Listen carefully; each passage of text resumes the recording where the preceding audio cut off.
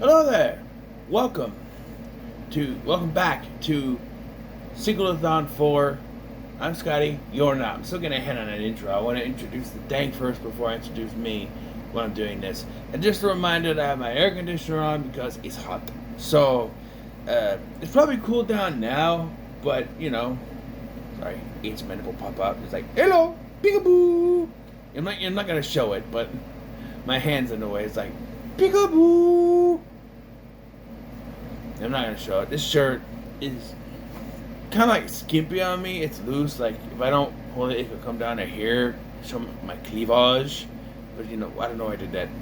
Anyway, we are talking about Neighbors 2, subtitled Sorority Rising. I don't know. It just says Neighbor 2 on Blu-ray. So that's what I'm gonna call it. So sometime after the first film, Mac and Kelly are now selling their house after trying to defend it in the first one from a fraternity. So now they're trying to sell it.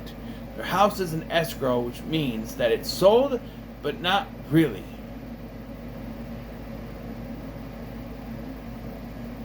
It's an escrow, which means it's sold, but not really, which means if the person buying it finds any problems with it or whatever, or changes their mind, they can say, no, we're not going to buy it, and they're not buying it. And wouldn't you know, just as they're trying to sell this house, a sorority buys the house next door, causing all sort of problems. Yeah, the escrow is bullshit. I'm saying that right now. I know it's a real thing, but it's still bullshit. When someone buys something, it's theirs. It's not, oh, we'll buy it, but we'll hold it, because we want to go and make sure everything. No, if you're going to buy a house, you're supposed to go through then and look at everything first before you buy it. You can't, now, again, I know escrow is a real thing, but it's still bullshit. Maybe it's not the way it's presented in this movie, but it's still bullshit. I mean, come on. If you buy something, you're going to buy it. Why would you? I don't know. I guess I didn't in my subscription. What is it? In my summary, I didn't mention about the fraternity brothers. Teddy's really the only one that comes back because that guy front was great in the last one, so they're bringing him in this one. He's good in this one too. He starts out aiding the sorority, but then when the sorority turn on him, he joins the grown-ups, or old people as they call them in this. Yeah, so Chloe Grace Moretz is she plays this character named Shelby, who was joining the sorority, but she's a party girl. She wants to smoke weed and do all this stuff, and she wants to throw ragers, which is not what sororities aren't allowed to throw parties, I guess. I mean, I can't call it bullshit because in all of the college party movies I've seen, it's usually the frats that throw them. So maybe it's true, maybe it's not. I don't know. We get a Selena Gomez cameo, which threw me off. I'm like, really? I've seen this once before, and the first time I watched this, I wasn't too keen. I was like, well, it's whatever. And watching it again, it's fine. It's I don't know, it's about as good as the first one, maybe a little bit less. I don't know. I don't know what I gave the last one, but I don't remember. I don't always remember what I give. I don't write them down, but so I go back and I'll look what I gave it. But yeah, but they don't do that. So she and two friends she meets there at some frat party they go to. It's not the kind of party they want because it's sexist. Yeah, it's one of those situations. Because all the guys at a frat party want to do is have sex with the girls. So now they're not wrong. That is what a frat party is, but the frat party is more like guy stuff than it is. It's all about guys. They want to have a frat party without making it a frat party. They want to do their own. They want to have a party to have a party. I don't know. Meanwhile, with the frat guys, they don't get much to do. Like I said, Teddy's arc is like all this bad stuff has to happen to him for his story to work. And for that, they had to change another character. Dave Franco is now gay because it moves the plot forward. There's no other reason why he's gay. He was completely straight in the last one. I mean, I don't get it. He was completely straight in the last one, and I mean, they make a big deal about how he was in the closet the entire time. I was in the closet. I wasn't able to come out, and I'm just like, but there was a whole part dedicated to the fact that Dave Franco was sleeping with Zac Efron's girlfriend, and that was causing problems between them. They did get back, they were friends again pretty quick after that, so maybe, I don't know, but there was a whole thing about that in the last one. Now he's gay, and he's been closeted for the longest time.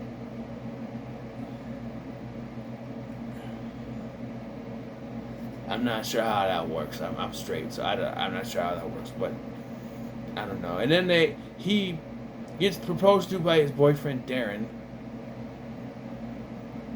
and then they kick Zac Efron out, and he just leaves without his shoes or anything, and ends up back at the house where the girls are trying to purchase it. And then he just says, "Oh, I'll help you make this a party central type thing." And then, the movie starts with our couple, Seth Rogen and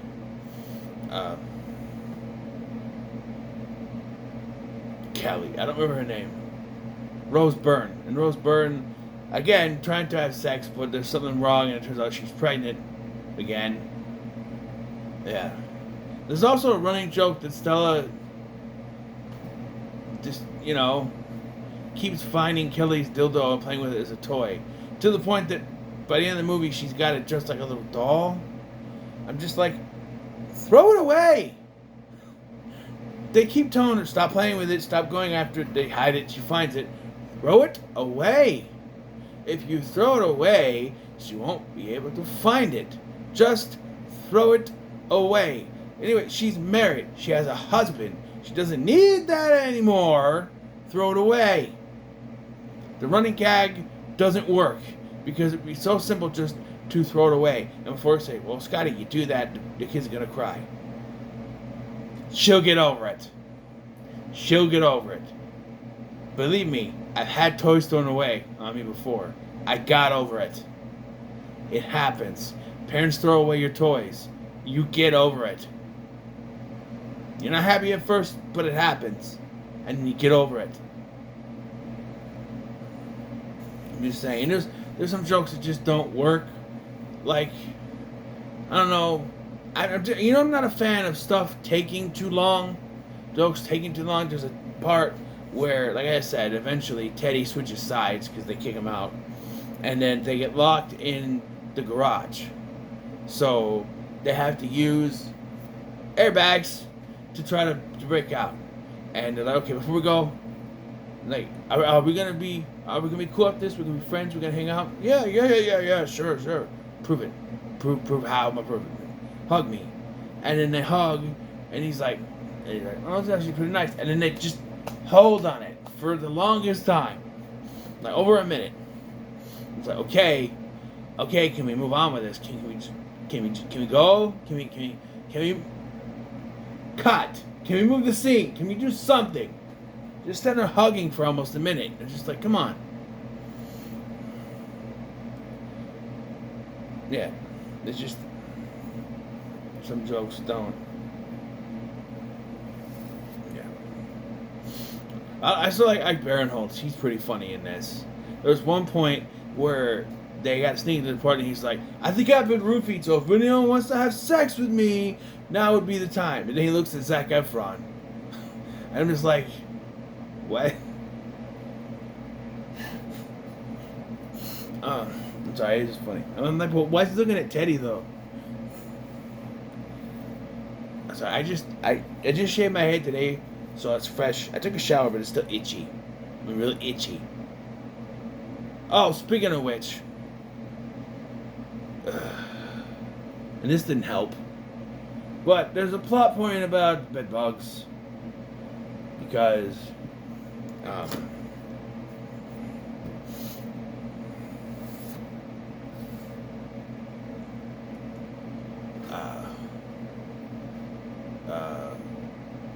Ike Barinholtz and his wife, they have them, and so they give them to the sorority girls to keep them out of there for the time. Look, they made it sound like they had them really bad, like really, really bad. And all they did was tent the house and fumigate. No. If it's that bad, you got a heat treat. You got a heat treat if it's that bad. Trust me, I've been there. You got a heat treat. Whatever they did wouldn't work. Especially with the way they made it sound, like how bad they made it sound. Like just by throwing something on them, they can feel it crawl. No. You need a heat treat. You need to heat treat that bitch now. And they'd be out. And they would be out of that house long enough for them to sell the house. So, yeah, that plot didn't need that because that didn't make any sense. I'm just saying. Just saying.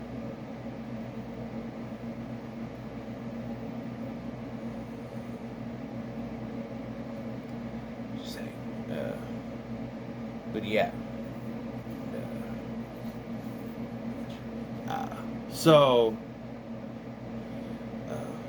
there's also jokes that just seem like they're wasting time. There's a whole thing where the sorority starts messing with them and sends Mac all the way to Sydney, Australia to find Kelly because they make him think that Kelly left him and moved back to Australia. Meanwhile, Kelly's trying to find Mac. He's missing and they haven't been able to make contact because their phones have been hacked. I do like, though, once they realize that there's like a prank war going on, they're like, airbags, because what happened last time, although it was only Ike Barinholtz and Seth Rogen's chairs that were messed with, and they don't even do that with them. They had to use the airbags to get out. But yeah. Because when Sequel-A-Thon starts this, he lost his, well, he still has his job, but he can't do the topless thing anymore, so he has to wear a shirt, which, nice red shirt, by the way. But yeah, it's, so no, he ends up losing his job. Well, he quit his job to go to sorority, to be in charge of the sorority, and they kicked him out because he doesn't like how things are going, and he tries to control them. And they know because they want to start selling weed and corner the field on weed. So, yeah, they do that. He's like, no, that's not a good idea. That's not a good idea. And then after that, he joins them in trying to stop them. It's a whole thing where he does this topless dance to distract while they all steal the weed. That doesn't go exactly to plan, but you know. Yeah. Oh, and by the time they come back from the Australia thing, their whole house has just been ransacked and had stuff stolen. I do like when they sell it says old people shit. They're not that much older. They're only in their late 30s, early 40s here. Not, maybe even late 30s. They're not that old. These are college students. Also, like, they make it, the fraternity guys make a big deal about, oh, we're not in college anymore. We're grown-ass men. And I'm just like, but you're still only in your supposed to be in your early 20s. Zac Efron was pushing 30 here, but still, you're only supposed to be in your early 30s. Your early 20s. Excuse me. They would be like, what, 25? But, yeah. And so eventually the girls decide that in order to keep the place, they have to earn money. So they have to throw a party like the frats throw a party. And this causes problems because they don't like it, but they feel like they have to do it. And two of the girls are like, no, we're done. The other girls are done, including Aquafina, who was a cameo here. I didn't realize she was in this. Just whatever. But one of the grown-ups, the old people, I should say, try to break in, leading to the line from Ike Barinholtz. They're like,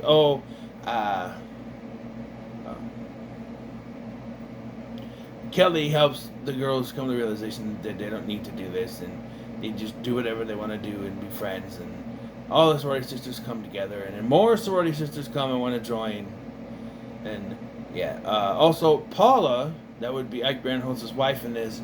She's also pregnant, and Well, she's ready to give birth now, and I demonstrate this by having a foot sticking out. Yeah, I'm not exactly sure that's how it works, and it's actually supposed to be head first. Okay. And they will turn the baby if they need to, because my brother was trying to come out sideways. You can't do that, so they had to turn him. Yeah, and he was a big fucker too. He's like taller than me, and he was a chunky baby. So I feel sorry for her trying to push that through, but yeah, he was a chunky one. But I used to hold him in my lap when he was a baby, and my leg would fall asleep. Then again, I don't have the best circulation in my legs to begin with. But then I kind of just sit him on the couch next to me while watching Teletubbies or whatever for him. Yes, Teletubbies. He loved that shit, man. Uh-oh. Yeah, sitting next to me. No, he's fine, you know. Or you could do the whole, like, try to sit him in your lap, in the middle, you know, with kids. That helps, but I hate to have him on my knee. My son, too, when he was little, on my knee, I bounce him. I'll be able to do that, not now. But, like, I used to bounce him. He'd fall asleep like that. He would. We'd put on something like, what was it, the Backyardigans or some shit, Mickey Mouse Clubhouse, and bounce him. And he'd be drool coming down like this. Like that. Drool coming down, did that. You know? Yeah. He's gonna be 13 this year. Fuck me. My son, not my brother. My brother is like 20, 26, 25. He's born in 98. 26. Fuck. Whatever. I don't see enough. But yeah. So, if I can finish this review. Can you tell I'm a little bit tired? Took a nap today. But it's almost 11 o'clock at night, so... Yes, anyway, the girls decide they're gonna... The escrow people, they're jerk asses, so they pull out of this. If it was me, I'd be like, hey, guess what? You bought the house? Screw you. Okay?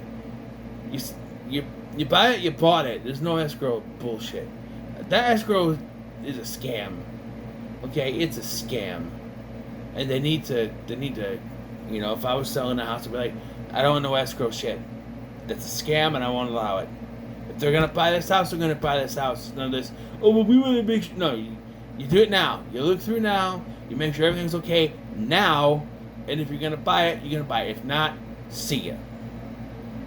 Sorry, I'm just angry about that. But, yeah, so they rent their house to the girls. Teddy reconciles with Dave Franco and officiates his and Darren's wedding. And I guess his new profession is he's going to officiate gay weddings. You know, you can do every wedding. You don't just have to do that. But I guess, is there a special thing you have to do? Like, you can't just be a regular official and officiate. You have to specifically be ordained for that. I don't know. Ordained. Whatever.